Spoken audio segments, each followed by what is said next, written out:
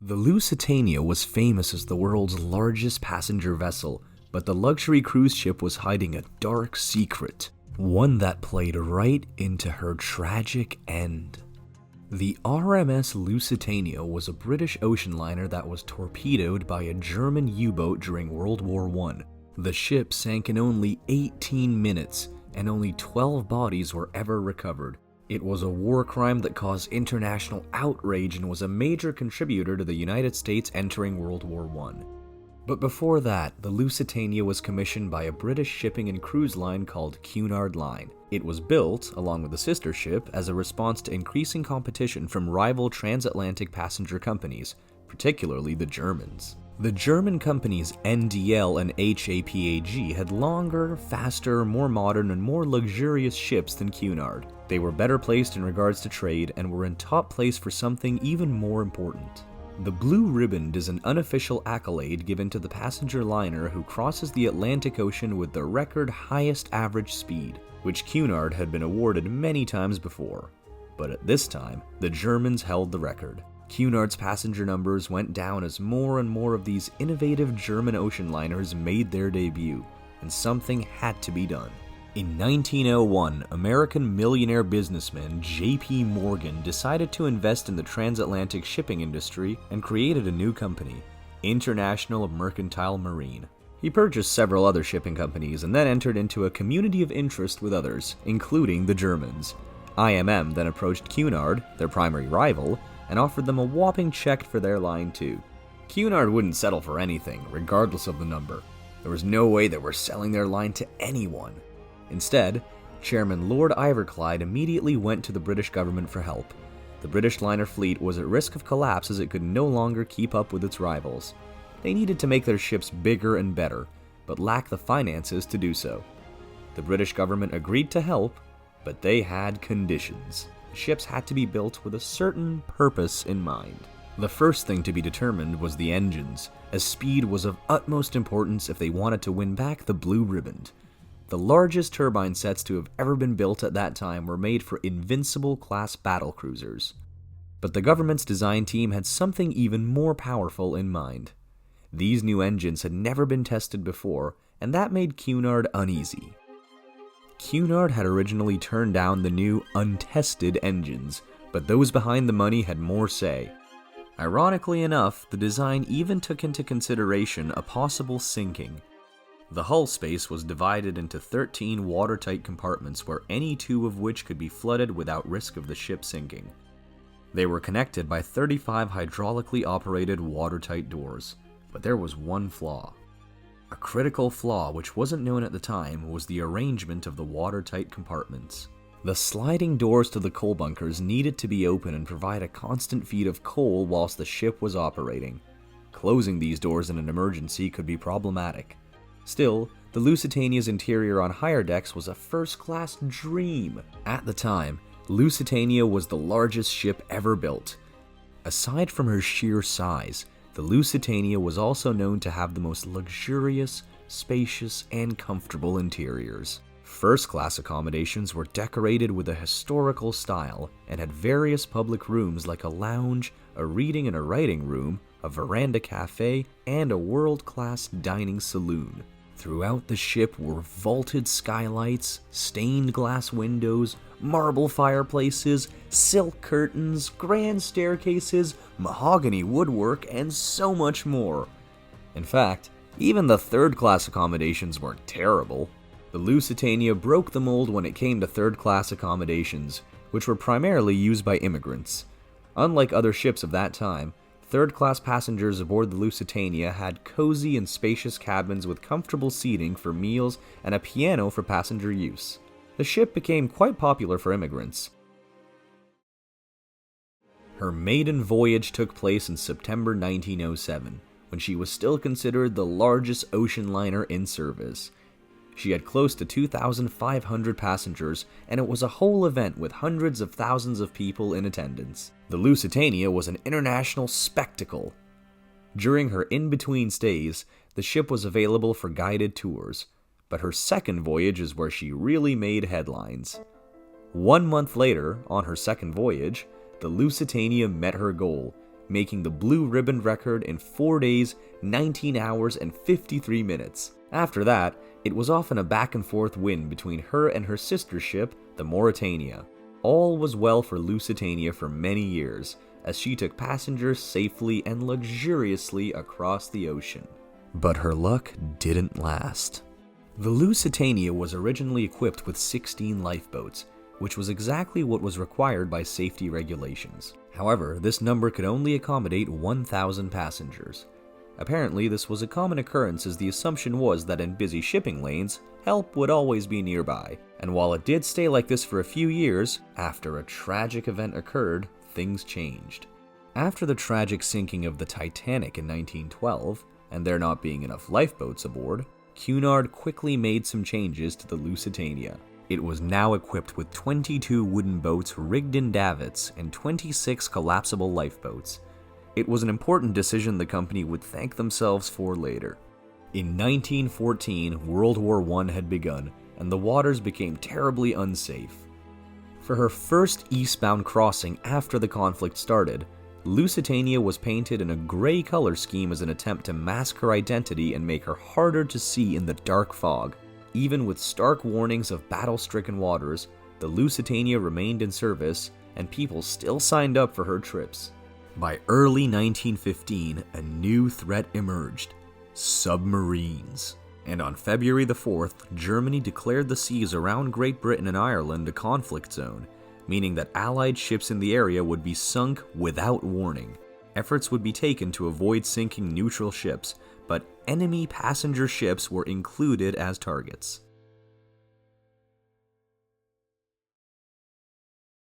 As a result, the Lusitania, which was still making trips, was ordered not to fly any flags in the conflict zone. It was also suggested to repaint her funnels a dark gray, as they had since been painted back to the original color. This was also the time when the ship's captain was replaced. Captain William Thomas Turner was now in command. He had experience commanding Lusitania on previous voyages, as well as other similar British ocean liners. Captain Turner left Liverpool on April 17, 1915 for Lusitania's 201st transatlantic voyage. The ship arrived safely in New York about a week later, but as it prepared for the trip back to Liverpool, the German embassy submitted a stark warning about travel to 50 American newspapers, including those in New York.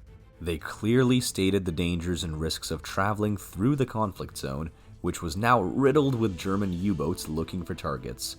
It was a clear reminder that Lusitania was not safe.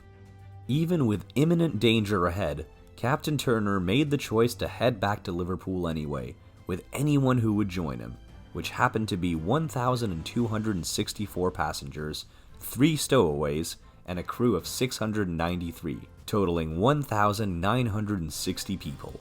With clear warnings plastered across every newsstand in America, it's unbelievable how many people were still willing to take the risk. On May 7, 1915, Lusitania was nearing the end of her 202nd voyage. She was scheduled to dock at the Prince's Landing stage later that afternoon. With only a few hours to go, passengers and crew celebrated the seemingly successful voyage through the perilous conflict zone. But then, at about 2:10 p.m., Lusitania crossed in front of a German U-20, and the celebration quickly turned into chaos. Walter Schweger, the commanding officer of the U-boat, who claimed he did not identify the ship, gave the order to fire 1 torpedo. Seconds later, it struck Lusitania on the starboard bow, just behind the bridge. The damage was unbelievable. Terrified passengers scrambled while alarms blared through the rapidly tipping ship, and things were about to get worse. Only a few minutes after the torpedo hit, another explosion erupted in the hull and the ship started to sink. Quickly. Almost immediately, the crew scrambled to launch the lifeboats, but this event was nothing like they had practiced. The ship was nearly sideways and sinking fast. Half of the lifeboats required assembly, which meant they were basically useless. There was absolutely no time to put things together, not to mention the boat was falling apart beneath them. Several of the lifeboats broke apart and were overturned before anyone could even be loaded into them. In all, only 6 lifeboats were launched successfully. While crew were struggling to get lifeboats in the water, the nearly 2,000 passengers on board were scrambling about all 6 decks, desperately holding on for dear life. People were falling off the sides and into the unforgiving waters below. Some were being crushed by debris and others were drowning while trapped inside the depths of the massive and quickly sinking ship. It was only a matter of minutes before the worst possible scenario happened. It only took 18 minutes from the moment of impact for the once largest ship in the world to sink down to the bottom of the ocean, taking most of its passengers with it.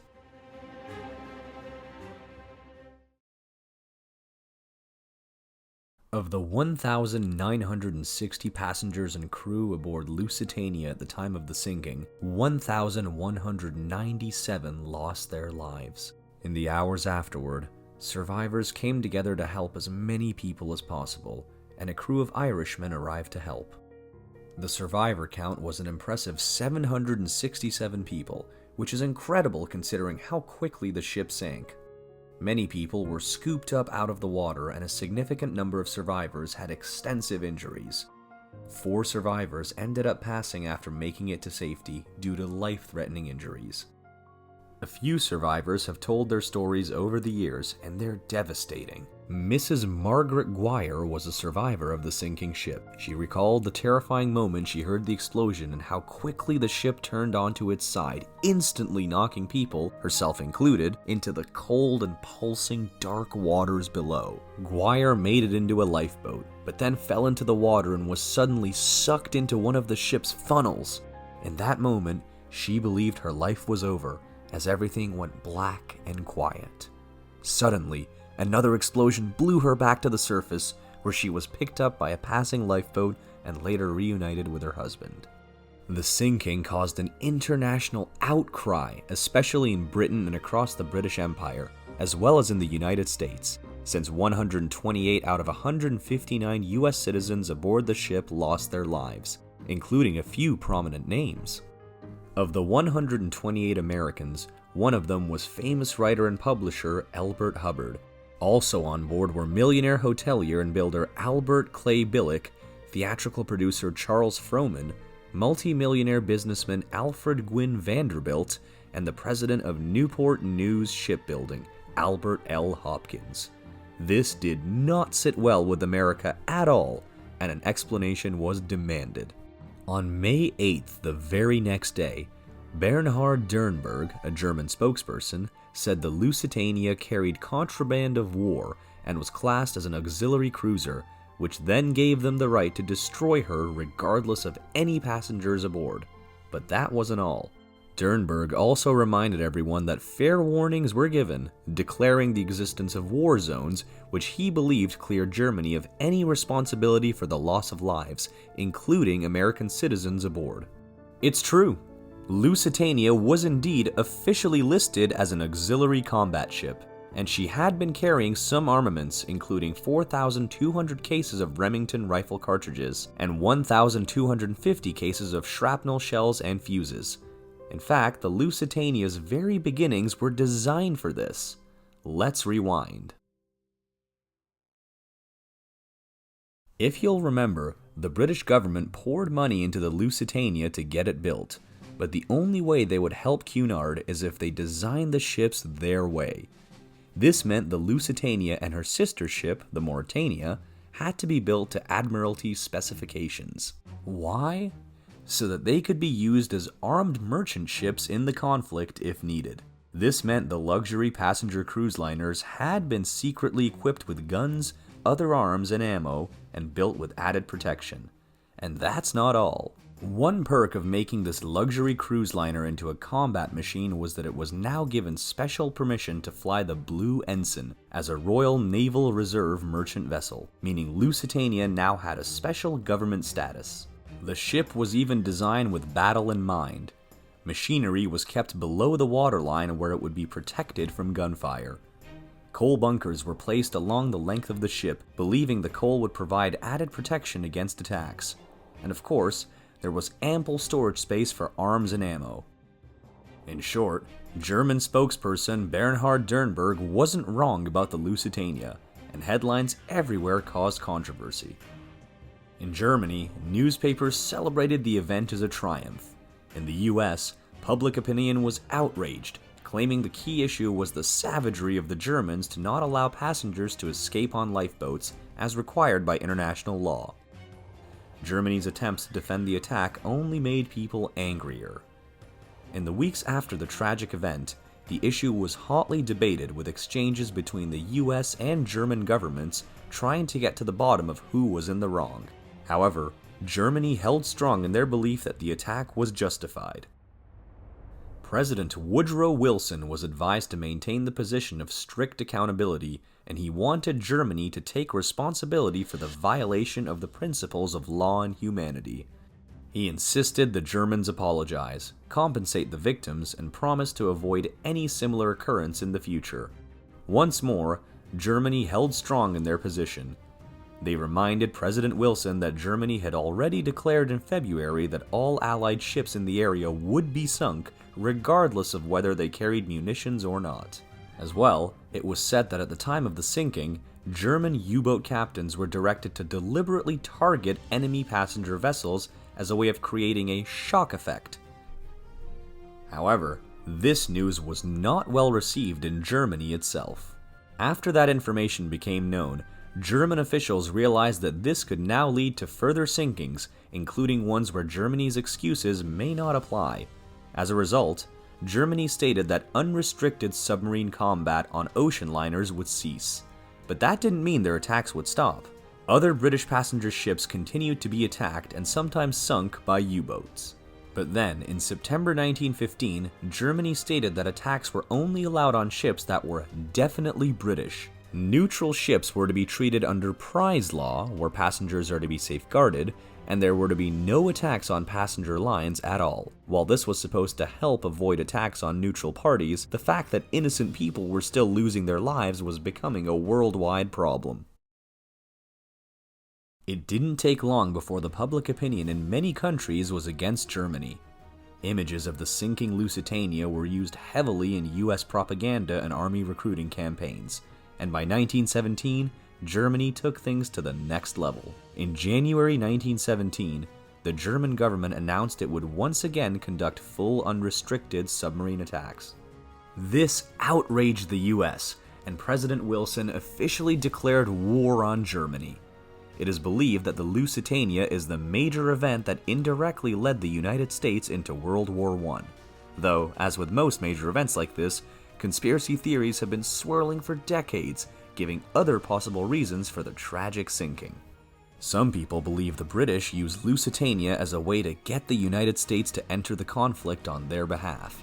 They feel it was almost like a setup, considering the Germans gave a clear warning only one day before its departure, and yet the ship continued anyway. Not only that, according to some sources, Captain Turner could have possibly done a few things differently. According to some reports, Captain Turner knew there were several U-boats active in his intended course. He also apparently slowed down when he entered the most dangerous part, claiming the fog was to blame for the lowered speed. He essentially took the ship to the battlefield and then slowed it down, becoming a sitting duck. In fact, Turner was apparently ignoring almost all of the Admiralty's directives for evading German submarines. He was steaming too close to shore, where U-boats love to lurk, instead of in the relative safety of the open channel. However, his years of expertise and experience held his reputation firm, and it was ultimately decided that he was not to blame. Eventually, after the war, American interests sued the German government for compensation for victims of the sinking of Lusitania. In 1923, 278 claimants were initially awarded $23 million, equivalent to $320 million in 2023. In the end, a final payout was made of $841,000, equivalent to $11.7 million in 2023. The sinking of the Lusitania remains one of the most tragic war crimes in history. Not only was it an exceptional loss of lives, but the disaster then set off a chain of events that ultimately led to the US entering World War I. Once the biggest ship in the world, this incredible merchant war machine / luxurious cruise ship now lies at the bottom of the ocean, as a stark reminder of how awful war can be. If you enjoyed learning about the fascinating and tragic history of the Lusitania, don't forget to like and subscribe for more awesome content.